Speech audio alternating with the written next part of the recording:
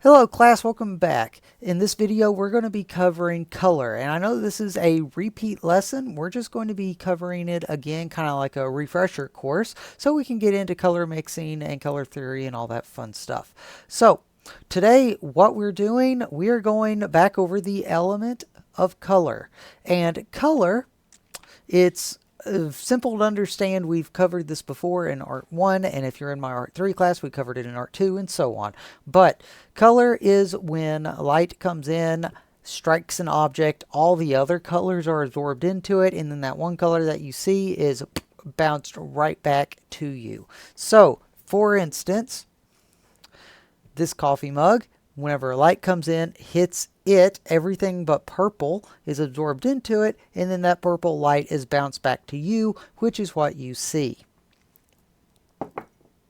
Okay, so that's the scientific explanation of color.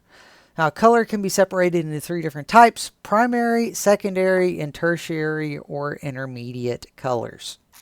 Primary colors, you all should know this by now, but if you don't, that's why it's here. The primary colors are, let's see, red, yellow, and blue. Now, using these three primary colors, you can make all of the other colors on this color wheel. Now, whenever you mix two primary colors together, you get something that is known as an secondary color. And the secondary colors, they are orange, green, and purple or violet. How you tell what colors go together to make these colors is you look at the primary colors on either side of the secondary. So for instance, the primary colors on either side of the purple are red and blue. So you know that red and blue together make purple. It's the same thing with this. This is orange, and you know that the primary colors on either side of orange are yellow and red. So you know that yellow and red together make orange. Same thing with green. Yellow, blue, it's on either side of green, goes together to make green. Now, whenever you mix a primary and a secondary color together, you get something that is known as a tertiary or an intermediate color. And that's how it gets its name. So you take the primary color and the secondary color, and it makes yellow-green. So yellow plus green gives you yellow-green. And that's how the naming system works. This is not light green. Okay, this is yellow-green. This color is red plus orange, which makes red-orange. It's always the primary color, and then it's the secondary color. That is how you do the name system with tertiary or intermediate colors. So, what color would this be? If you said red-violet or red-purple, you are correct. That is how you come up with that color. Okay, so when all these colors come together in a pretty little wheel, it's called a color wheel. I'm going to be getting more into all this stuff later on, but let's jump into your lesson for today. Today, you're going to be making your very own custom color wheel, like this. And yes, there it is. Your very own custom color wheel. You're going to be creating all 12 colors on the color wheel using only red, yellow, and blue. Now, I'm going to be showing you how to mix colors today. I'm going to be showing you how to make a color wheel. But most importantly, I'm going to be showing you how to clean up. And if you've already seen this lesson before and you understand what to do, that's great. This is a refresher course. This is what it's meant to be. But I'm going to go ahead and tell you anyway, because there is no excuse for you not to clean up, especially if you're not in Art 1. In Art 1, I make it very clear. I just say you're not going to paint anymore, period. So just clean up. It's very simple, and I'm going to show you how to do it. It's extremely easy, okay? So don't leave my seat looking like this. Okay, so example of your custom color wheels. It can be in a circle like this, or it can be shaped like a heart. I mean, it can be so many different things. You can have your name, you can have a picture, you can have all kinds of different stuff. A lot of my students like to do things like this, which is an eyeball with iris with the color wheel. It's whatever you want. So I'm going to go ahead, I'm going to cut to a video where I show you a live demonstration on how to make your own custom color wheel. You are going to be gathering your own supplies. You are going to be of painting a color wheel, you're going to be mixing your colors. You're only going to be using red, yellow, and blue. But most importantly, you are going to be cleaning up after yourself. Even if you are at your house and you are not in the classroom, believe it or not, your parents do not want to pick up after you hand and foot every single day. Be a little bit independent and clean up your own mess. Okay? You make a mess, you're going to clean it up. Remember, it's rule number 3 in my classroom. You're taking care of your supplies. Rule number 2 is respecting each other. It means you are going to be the one in charge of your own messes. Okay, without further ado, I'm going to go ahead and cut to the lesson live demonstration. Thank you all very much for watching. If you enjoyed this lesson, give us a thumbs up. If you would like to watch the rest of our lessons, go ahead and subscribe to our channel because we are going to be uploading all the lessons that I typically teach throughout the next couple weeks. Thank you all very much. Hello guys, so here we are in my office. I'm going to go ahead and I'm going to show you the process of getting your supplies ready. So first off, whenever you get into the classroom, you're going to be selecting a paintbrush. You're also going to be selecting a palette for you to use, which I'm going to show you later on in the video.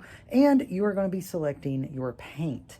And you're going to be doing that in that order. Now, whenever you select your paint, I'm going to pan around and I'm going to show you this right over here. It's going to be laid out something similar to this. And whenever you are selecting your paint, please only get what you need. We have all the colors available to you.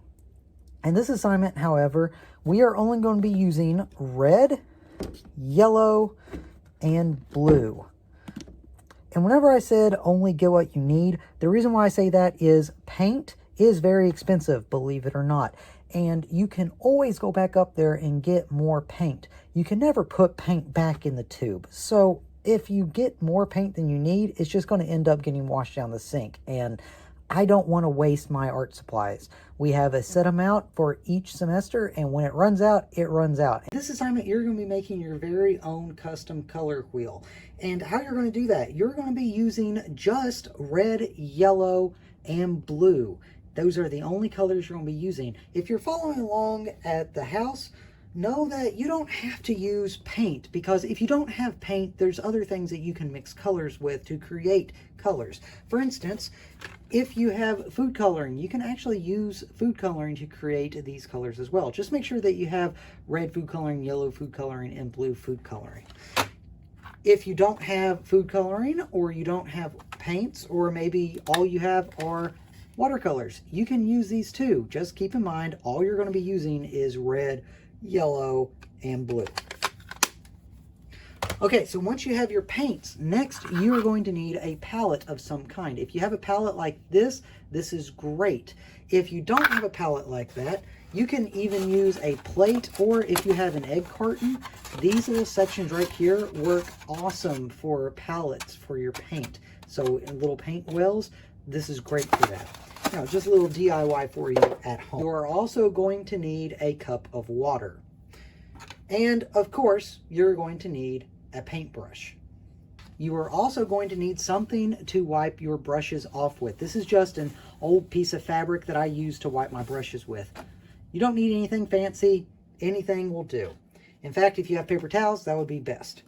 Okay, so let's go ahead and get started. Let me show you exactly how much of the paint you need. And you might be surprised because you don't need very much at all. I'm going to go ahead, start right here, and I'm going to take some yellow paint. I'm going to put it right there in the well. Then I'm going to go ahead and I'm going to mix some red paint. I'm going to put it right there. And then I'm going to get some purple paint. Now, if you do this correctly, all you're going to need is 6 wells. Sorry, not purple paint, blue paint. It's red, yellow, and blue, not purple. So we're going to put some blue paint right there. Now, a little trick that I tell my students, if you put a little bit of water with your paints, it goes a lot further. So all you have to do is just dip your paintbrush in some clean water and just rake it onto the side of your paint well, and that'll put some water into your paint, and that'll make it last a lot longer. Then just mix it up. Okay, so the first color that I like to start with is yellow because, and this usually gets a laugh out of my students, everything eats yellow for breakfast. And you will see what I mean by that in a minute. Literally, you put one drop of another color in yellow, you will never get yellow back. So I'm going to go ahead, I'm going to take some yellow and I'm going to put it down right here. And what we're going to do, we're going to be making a color wheel. Now your color wheel, it doesn't matter what shape it's in or anything like that. You can do your name, you can do a pattern just like this, it's up to you. I'm just showing you how to mix colors. So once you get that done, I'm going to wash out my brush. I'm going to dry it off with my cloth. And I already have yellow down. Next, I'm going to work around the color wheel. So like I said, everything eats yellow for breakfast. I'm going to take a pretty healthy scoop of yellow. I'm going to put it in a separate well. And then I'm going to take just a drop of red, just a little bit. That's all you need, just a drop. And I'm going to mix it with this yellow, and you can see that the color is going to change. So now we have a yellow orange. And I can go ahead, I'm going to add some water to this, make it stretch a little bit further. You can go ahead and put this color down right here. Now we have yellow orange. Okay, so now I'm going to take one more drop of the red, just like that. I'm going to mix it with this color, and then I'm going to get orange. And then I'm going to take that color, I'm going to put it down right there. Okay, the next color we're going to get, we're going to take just another drop of red right there, and we're going to mix it with this color again, and then we are going to get red orange.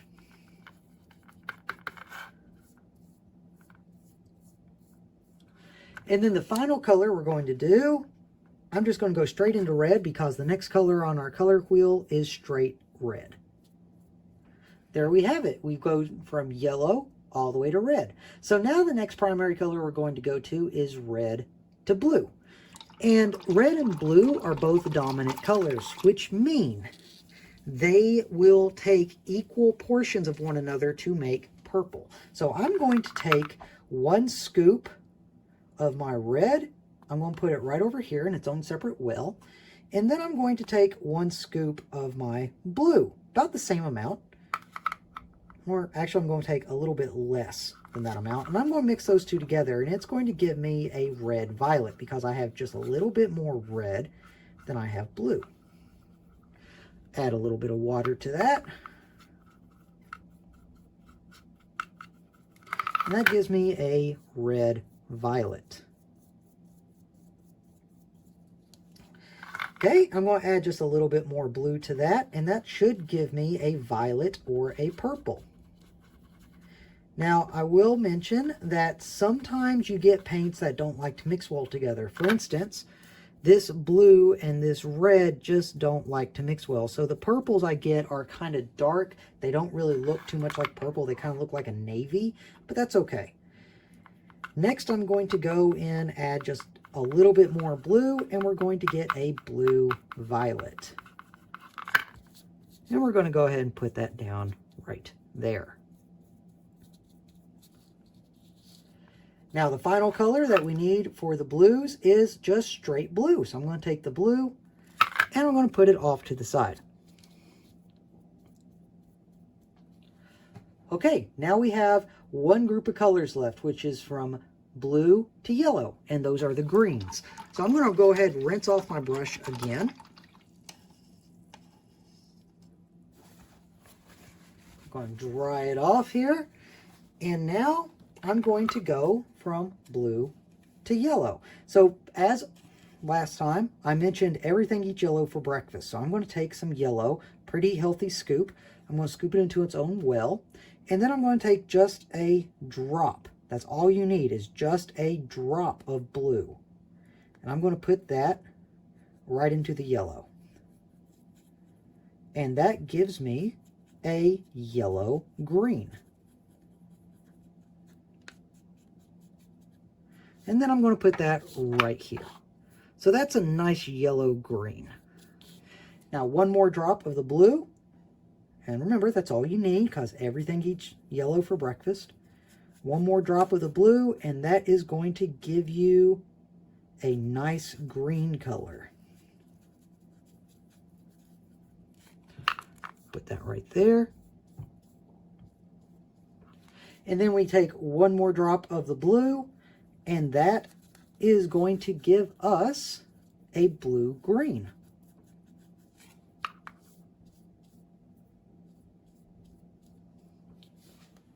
And that is how you make your very own custom color wheel. Now, the more important thing that I am going to show you is how to clean up after yourself. Because while this is nice, if you don't know how to clean up your messes and you don't know how to take care of your supplies, these supplies are going to ruin and you won't have them next time. Okay, now the first thing that I want to show you is how much paint we actually have left over. And you can kind of see right there in the red, there's a lot of paint left over. We barely used any paint. Remember, any excess paint that you use is always going to go straight down the sink. So you can always go back and get more paint. You can never put this paint back in the tube. So just remember that. Use it sparingly. Okay, so whenever you get cleaned up, first thing you do, and this is by far the easiest step, you're going to take your dirty cup, you're going to pour it down the sink. Then you're going to run some water inside the cup, rinse it out, and you're clean. Now the cups are going to be stored in the cup rack, upside down so they drain, and you are going to put them just like that back into the cup rack. Now, if you paint it on the outside for some reason, because I've actually had students do that, then yes, you'll need to clean the outside. But for the most part, just rinse it out because all it had in it was water.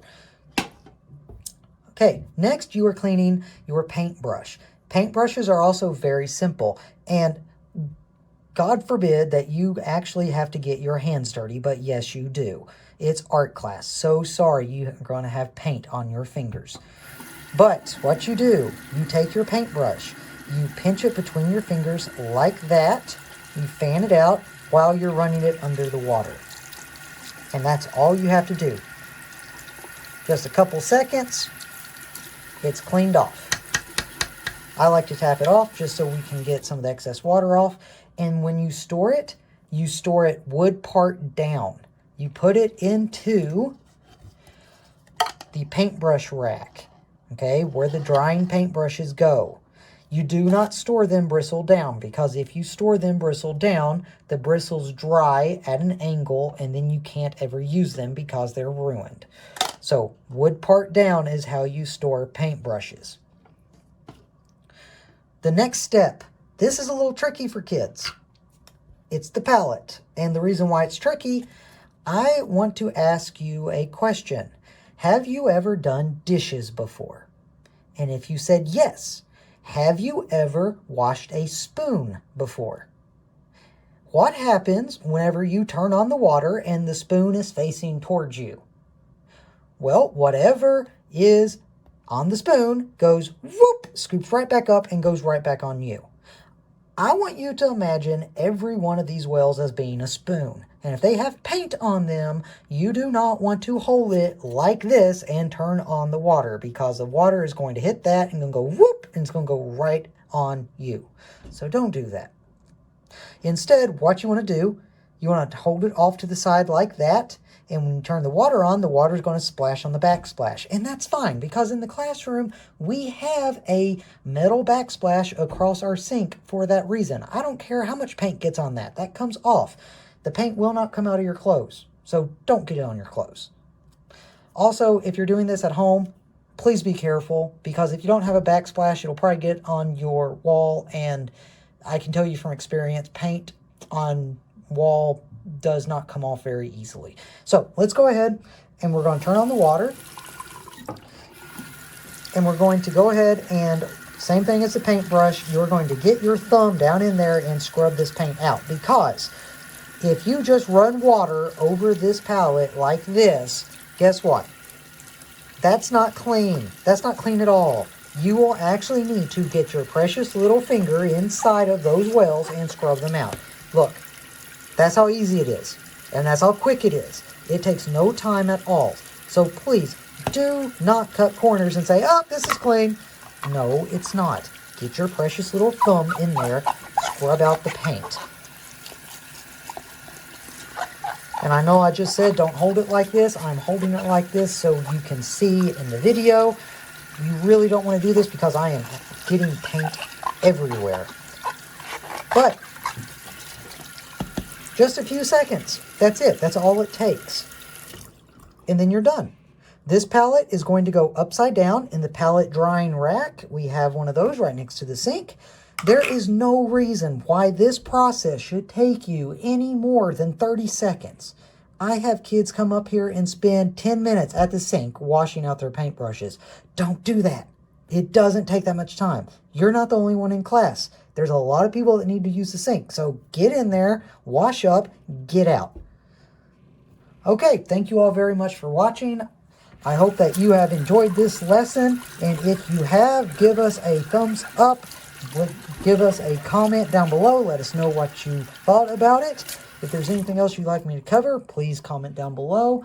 And if you'd like to stay tuned in all of our lessons, go ahead and subscribe to us. We're going to be uploading these lessons over the next couple weeks, and I plan on getting all of my lessons uploaded then. Thank you all very much.